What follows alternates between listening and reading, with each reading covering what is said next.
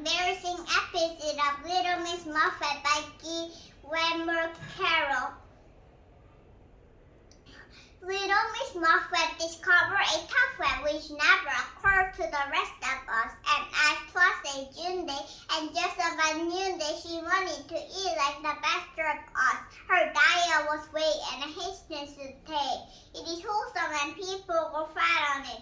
Thus not being lonely, the lady not only discovered the tough but sat on it. A riblet rebelled beside her and babbled as riblets always are thought to do, and dragonflies sported around and covered it, as post a dragonflies ought to do. When glancing aside for a moment she spied a horrible sight that brought fear to her. A hideous spider was sitting beside her and most unavoidably near to her. Evidently this creature politely said, "Madam, I honestly bow to you. I'm penitent that I did not bring my hat. I should otherwise certainly bow to you." Though his dance took place, she was so ill and ease that he lost all his sense of propriety, and rosy inept that he clumsily stepped in a place which is far in society. This curious error completed her terror. She shuddered and growing much paler. Not only a lot tough but still him a buffet which doubled him up in a sailor knot. It should be explained that at this he was paid. He cried, "I have baffled you, no doubt of it. You're fixed like a trench and you're still in my luncheon," was all that she answered. "Get out of it." And the moral is this: being man or miss to whom you have something to say, you're only absurd when you get in the cart, but you're rude when you get in the way. The Tiger by William Blake. Tiger, tiger, burning bright in the furies of the night, what immortal hand or eye could frame thy fearful symmetry? In what distant sky burned the fire of thine eyes, and with wings dare he aspire? What the hand there seized the fire, and what shoulder and what art could twist the sinews of thy heart, and when thy heart began to beat, what drag hands and what drag feet, what the hammer, what the chain, in what furnace was thy brand, what the anvil, what drag glass, there stunned with terror's claps, when the stars threw down their spears, and water heavens with their tears. Did he smile his work to see? Did he make the land make thee? Tiger, tiger, burning bright in the furies of the night, what immortal hand or eye dare frame thy fearful symmetry? Metaphysics by Oliver Herford. Why and wherefore set out one day to hunt for wild negation? There agreed to me that a cold retreat on the point of interrogation, but the night was dark and the mist their murk and dribbled my mind to distraction. They lost their ways in the murky mist of other obscure abstraction. Then they took a boat and were soon afloat in the sea of speculation, but the sea grew rough and their brutal tongue was played into an equation. As they floundered about in the waves so dark, rose a fearful hypothesis, who gibbered with glee as they sank in the sea, and the last they saw was this: on a rock front rib of umbrage there sat the wild negation. Then they sank once more and were washed ashore at the point of interrogation. Lochinvar by Sarah Walter Scott. Oh, young Lochinvar is come out of the west. Through all the west border he still was the best. As if his good brought through his weapons at night. He rode all unarmed and he rode all along, so faithful in love and a boundless he were. There never was night like the young Lochinvar. He stayed not per wreck, and he stopped not per stone. He swam the ice river, wherefore there was none, but there he alighted in another by gate. The bride had consented, the gallon came late, for a laggard in love, and a dastard in war was to wed the fair Ellen of brave Lochinvar.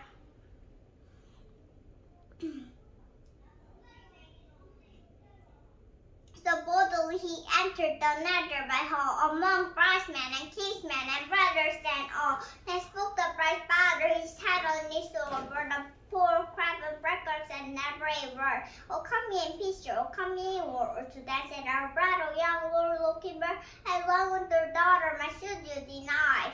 Last acts like a soul, but acts like is tied. And now I am come with this love of mine to leave one measure, drink one cup of wine. Dear maiden is gold and more lovely, by far that will gladly be bright to the young Lochinvar. The bright kisses the glow like the night took it up. He quaffed the wine and he drew down the cup. She looked down to blush as she looked up to sight, with a smile on her lips and tear in her eye. He took a child's hand ere her mother could bar. Not tread, we're matter, said young Lochinvar. So stately his form and so lovely her face, that never a hole such a galliard grace.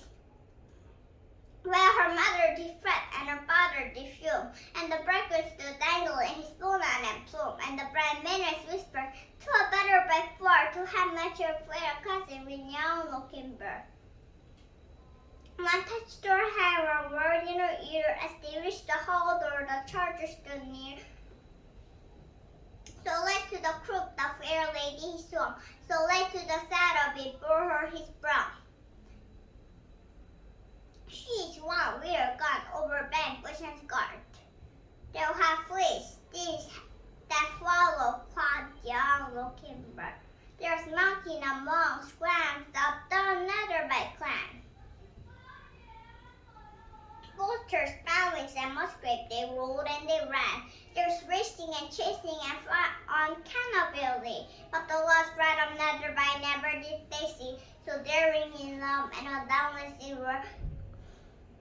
Have you ever heard of galleon like young Lochinvar?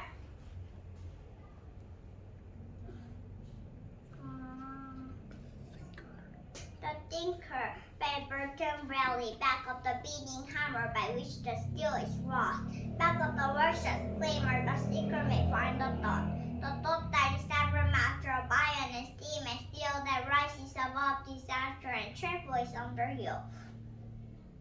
The judge may fret and tinker or labor with lost 3 blows, but back of him stands the thinker, the clear-eyed man who knows. For into its poor saber, its piece and part and whole must go the brains of labor which gives the rugged soul. Back of the motors humming, back of the bells that sing, back of the hammers drumming, back of the praise that swing, there's the eye which scans them, watching to thrash and stray. There's the mind which plants them, back of the brown the brain. The Tortoise by Samantha, Blamey. It cracks along in needs of wood, but stone to creature. The cock's grinding, the old-fashioned mother plodding patiently her swing, waiting meekly with his body. His shell has bumping. His old wrinkled skin as he dragged his face along with surrounding. The Moldy Shark by Herman Melville, about the shark, climatical one. Pale sort of the Maldive sea, the slick little pile fish absorbed their sleep.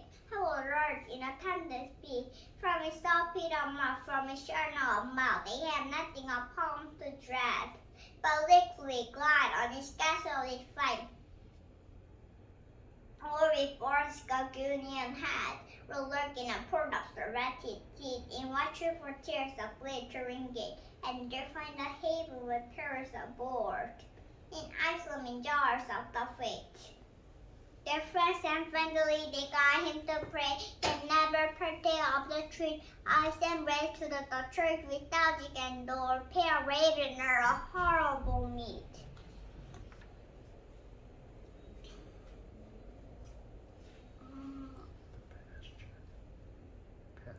The Pasture by Robert Frost. I'm going up to clean the pasture spring. I'm only stuck to rake the leaves away. I wait to watch the water clear at me. I shan't be long you come too. I'm going up to fetch the little calf is standing by the mother is so young. It totters when she licks it with her tongue. I shan't be long you come too.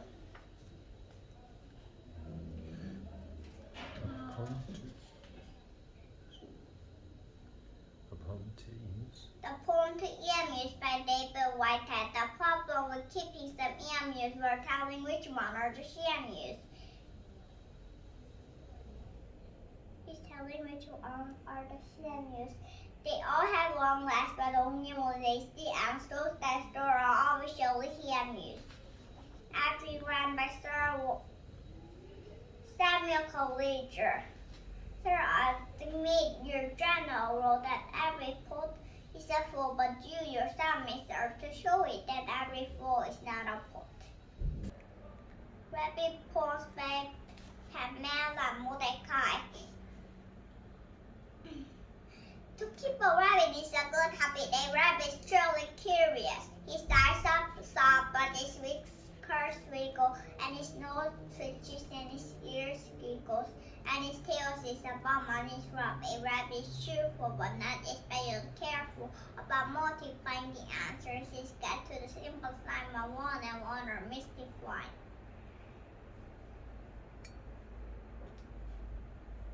A rabbit is easy to care for. Too much on grass at all is what it's here for. So, if you have got the chance to have a rabbit, grab it. The Sycopantic fox and the Gullible raven by Wetmore, Carryl. A raven sat upon a tree and not a word spoke, for his beak contained a piece of bread, or maybe it was looking for it. We'll make it any kind you please, at all events it was the trees. Beneath the tree some British slave, a hungry fox that smiling. He saw the raven watching him, and spoke in words beguiling. Jardimere said he tumbled plumage, the which was simply persevered. To things there are no that you know, to which a fox is used, a rooster that is bound to crow, a crow that's bound to roost. And whichsoever she espies, his tail the most unblushing lies. He sweet fool, he said, I understand you more than Braley netty. I hear you sing to beat the bed and Adelina pesky. Pray wander with your liquid tongue a bit from God to them around. He set to speak was into place the crow, and he succeeded. He startled bird in all the trees, could sing as well as he did. He flattery completely daft. He gave the jail song from frost. But gravitation will of course, as Isaac Newton showed it. Exerted on the cheesy force.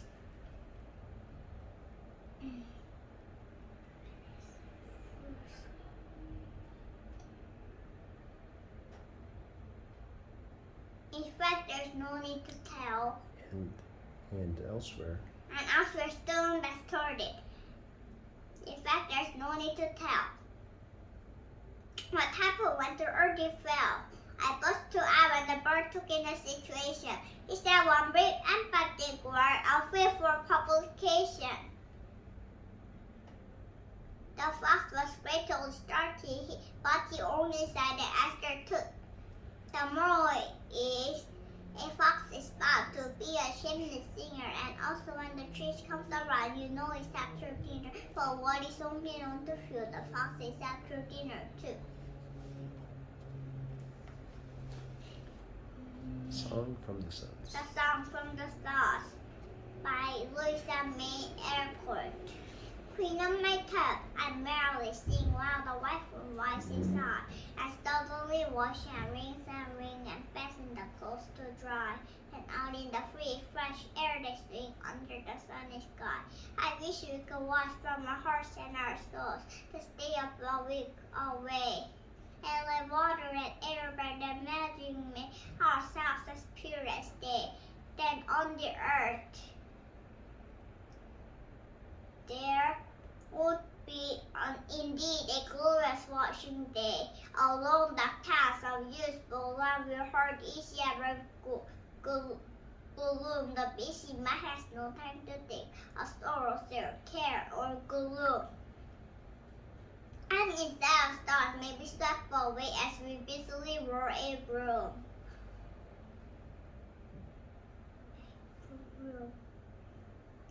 I'm glad a task to me is given to labor day by day. For it brings me health and strength and hope, and I truthfully learn to say, hard you may think, hurt you may feel, but time you shall work always.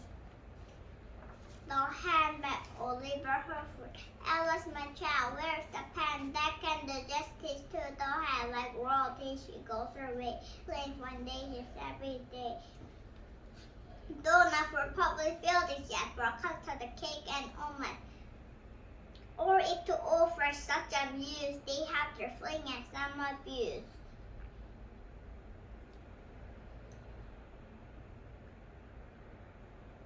I went to stand your place of wit upon the stage, they make a hit. Or at illustrious sail of wit. Of an obnoxious candidate. No wonder child with price thou had, whose egg is mother and the pet.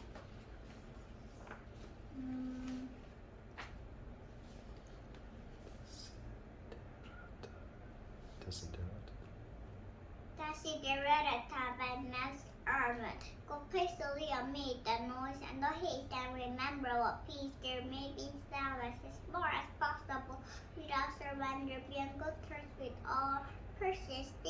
Speak your truth quietly and clearly, and listen to others, even the dull and the ignorant. They too have their story of real land and of worship persons, their vexation to the spirit. If you compare yourself with others, you may become vain or bitter, for always there will be greater and lesser persons than yourself. Enjoy your achievements as well as your plan. Keep interested in your own career, however humble it is, the real possession in the changing fortunes of time. Answers this question in your business spare, for the world is full of trickery, but let this not blind you to a virtue there is. Many persons try for high ideals, and everywhere life is full of parallelism. Be yourself especially, do not feign affection, neither be cynical about love.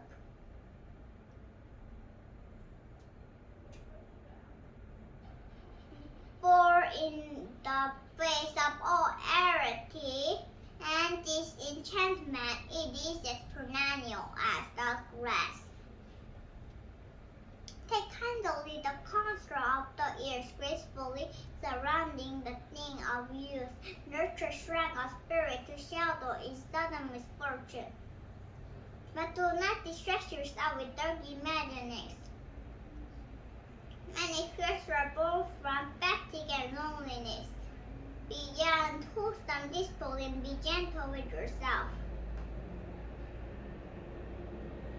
You are a child of the universe, no less than the trees and the stars. You have right to be here, and whether or not it is clear to you.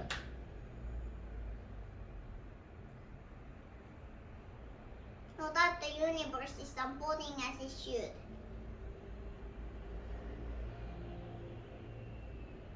Therefore be at peace with God, whatever you conceive Him to be, and whatever your labors and aspirations.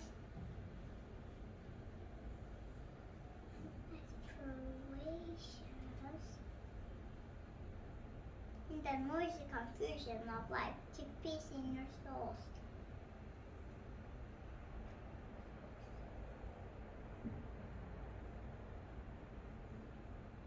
With all its shine, drudgery, and broken dreams, still a beautiful world. Be cheerful, strive to be happy.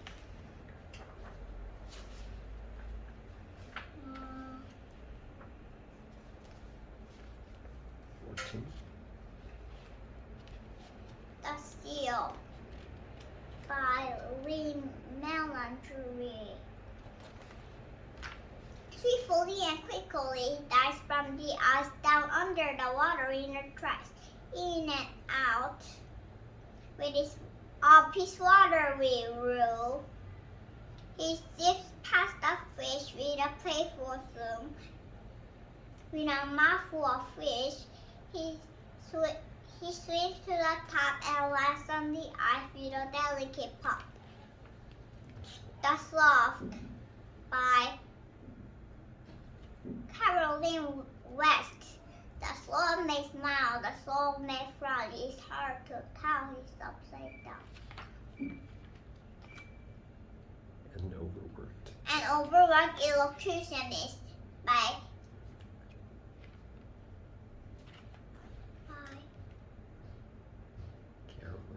Carolyn Wells. Once there was a little boy whose name was Robert Reese, and every Friday afternoon he had to speak a piece. So many poems that she learned that soon he had a store of recited pages in his hand and still kept learning more. And now this is what happened. He was called up for 1 week and totally forgot the piece he was about to speak. His brain he caught not a word remained within his head. And so he spoke at random, and this is what he said. My beautiful, who stands proudly by, it was the schooner Hesperus, the breaking wave dashed high. Why is this full and crowded? What means this stir in rum? Under spreading chestnut tree, there is no place like home.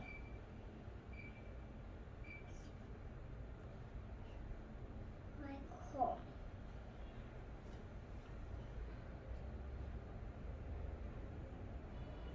When freedom from our mountain high, cried, twinkle little star, should Epimus this overhead can hang me on the bar.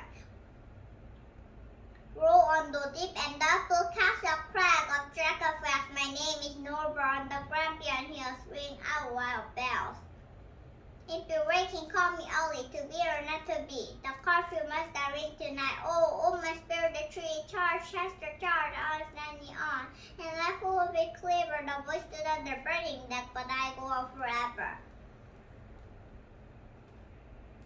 His elocution was super, his voice and gestures fine. His schoolmates all applauded as finished the last line. I see it doesn't matter, Robert, the words I say, so long as I declare with an oratorical display. The hunting of the dragon by J.K. Chesterton. When we were hunting the dragon in the days when we were young, we tossed the breadboard over our shoulder and spoke when Berwick's along. Never was word so wild and fair as what went by on the wind. Never such fields of paradise as the fields we left behind. For this is the best of a rest for man, that man should rise and ride. Making a fine fairyland, a market and countryside, wings on the cottage, wings on the old, wings upon pot and pamper, the hunting of the dragon, that is the life of a man. For man grow weary of fairyland, and the dragon is a dream, and tired of a talking bird in the tree, the singing fish in the stream, and the wonder in stars grow stale, and the wonder is tipped with corn. For this is the honor of fairyland and the following of the horn. Beauty and beauty called us back. When we could rise and ride, and a woman looked out of every window, as wonderful as a bride, and a turban sign as a turban place, and the children cheered and ran. For the love of the haste of the dragon, that is the pride of a man. The sages called him a shadow, and the light came out of the sun. And the wise man told us that all was well, and all was weary and one. And then in a quiet garden we never read to kill. We knew that his shining tail was shone in the white world over the hill. We knew that the clouds were flakes of flame. We knew that the sunset's fire was red of the blood of the dragon who studies the world's desire. But the horn was blowing, the hurt of the night, that man should rise and ride, keeping the trials of a terrible jest. Never for long I tried, drinking a dreadful blood for a while, never in cup or can, the death of a deathless dragon, that is the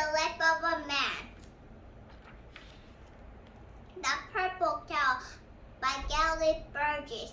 I never saw a purple cow. I never hope to see one, but I can tell you anyhow, I'd rather see than be one. Yeah, good job. Level 4, all done. High five. Oh, yeah. Oh, yeah. Good job. Wow, fantastic.